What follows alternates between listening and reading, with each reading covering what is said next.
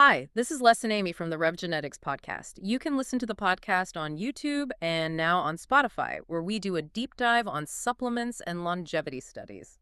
Yeah, and today we're looking at how a single drop of blood could actually show us exactly what's breaking down inside the brain long before memory loss even starts. Right. It's pretty mind-blowing stuff because, picture this. You go to your doctor for just a normal checkup. They draw a vial of blood.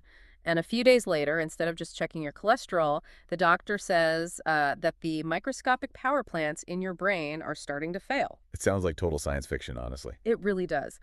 But based on this massive new study we're diving into today, that is exactly where Alzheimer's research is heading. Exactly. Yeah. And the researchers, led by Min Su Kang from places like McGill University, they basically wanted to figure out how two very specific blood markers, which are just warning lights in your blood, connect to the actual physical damage happening in the brain. And these markers are called PTO181 and PTO217, right? Right. I know those sound super technical, but just think of them as two different check engine lights for your brain. I love that analogy because, when the check engine light comes on in your car, it tells you something is wrong under the hood. It means trouble. But the light doesn't tell you if it's a spark plug or a fuel leak. Exactly. Yeah. And for a long time, doctors knew that if these p-tau markers were high in a patient's blood, they were likely to get Alzheimer's. But they didn't know the why. They didn't know the specific biological chain of events. So this study is basically like the mechanic's advanced diagnostic scanner. That is a perfect way to put it. They plugged the scanner in to see exactly which tiny wires and valves were failing. And to do this, they looked at over 500 people. Wow, that's a lot of people. It is, and it was a really diverse group spanning perfectly healthy people to people with mild cognitive impairment, all the way to people formerly diagnosed with Alzheimer's.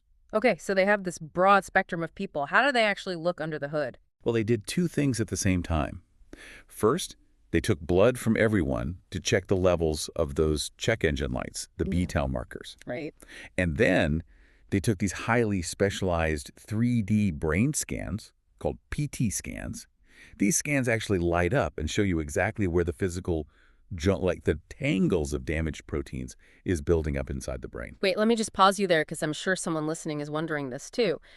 If we already have these fancy 3D scans that show the damage, why do we care so much about a simple blood test? I mean, is it just because blood tests are cheaper, or is there like a deeper mystery here? It's definitely a mix of both. I mean, practically, those brain scans are incredibly expensive. They're hard to get. A blood test is cheap and fast. Makes sense. But there's also a huge biological mystery. We can't just guess that a blood test replaces a brain scan. We need to know exactly how a drop of blood reflects the physical tangles inside the brain. Otherwise, we're just flying blind, Okay, yeah. So it's not enough to just say they match. We need the biological instructions. So how do you actually find the connection? This is where it gets so cool. They use something called transcriptomics, which, to keep it simple, is just the study of the body's instruction manuals. Okay, instruction manual. Yeah. Every cell has the same DNA, right? But a brain cell in your frontal lobe is reading a completely different chapter of the manual than a cell in your visual cortex. The researchers use this massive database, like an atlas, to see exactly which genes or instructions were turned on in specific neighborhoods of the brain. Oh, it's like a heat map. Like imagine looking at a satellite picture of a city at night. The brain scan is the picture showing us where the blackouts are. Yes, exactly. But the instruction manual is the map of the local power grid. Yeah. And when you layer the power grid map right on top of the satellite picture, you can see the exact power stations causing the blackouts. That is exactly what they did. They mathematically layered those two maps, and the connection was staggering. In one group, the genetic map explained over 90% of the brain damage linked to the blood marker. Over 90%? That's insane for biological data. It's massive. It proves that the link between the blood test and the brain scan isn't random at all. It's driven by very specific instructions. So what did the instructions actually say? Like when they layered the maps, what was the big reveal? Well, this is the craziest part of the study. They found that those two warning lights, the two blood markers, tell completely different stories. Wait, really? They don't just mean the same thing? Not at all. For the first marker, PTO181, the instructions pointed directly to a massive energy failure.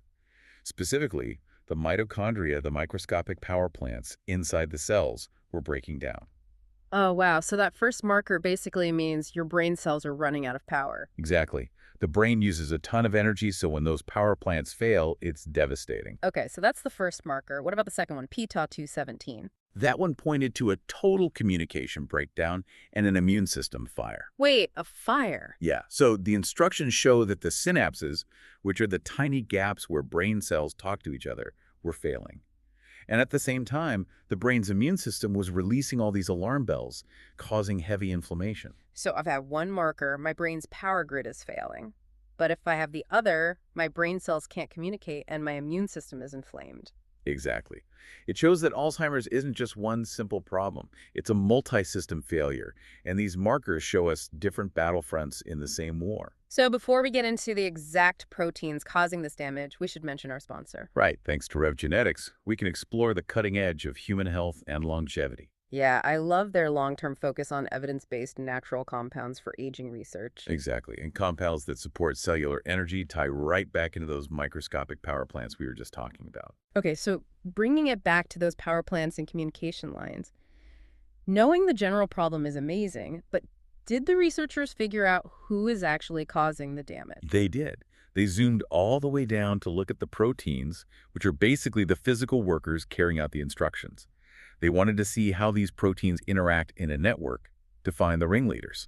So they're looking for, like, the mob bosses of this biological breakdown. Precisely. They looked for the proteins that connect everything. If you remove them, the whole network falls apart. And they found two main culprits, MAPT and SNCA. Okay, so MAPT and SNCA are the mob bosses. Who are they? Well, MAPT is the gene that makes the damaged tau protein we've been talking about, so that makes sense. But SNCA is super interesting. It makes a protein called alpha-synuclein, which is actually the primary protein responsible for Parkinson's disease. Wait, really? The exact same protein? Yes. The study clearly showed that the genetic pathways for Alzheimer's overlap heavily with other diseases like Parkinson's. That is wild. So the same mob bosses are causing chaos in both diseases, just maybe in slightly different ways. Exactly. The underlying criminal network is shared. And what about the power plants? Did they find the workers responsible for the mitochondrial failure? They did. They found a key player called PINK1. Now, normally, PNK1 is a really good security guard. If a microscopic power plant is leaking, PNK1 flags it so the cell can destroy it and replace it. Okay. But in this Alzheimer's network, PNK1 is heavily involved in the breakdown. So MAPT and SNCA are the mob bosses giving the orders, and proteins like PNK1 are the compromised security guards who are just, looking the other way while the power plants fail. That is exactly what the data suggests. Yeah. It paints this picture of a highly coordinated systemic failure. And the beauty of this study is that it takes a disease that feels so mysterious and breaks it down into a mechanical blueprint. Which is just incredibly hopeful, because we started with a simple drop of blood, right? And from that, we traveled up to a 3D scan of the brain, overlaid the instruction manual, and zoomed all the way down to find the mob bosses and the compromised security guards. Right, and that journey from the macro to the micro is why this matters so much.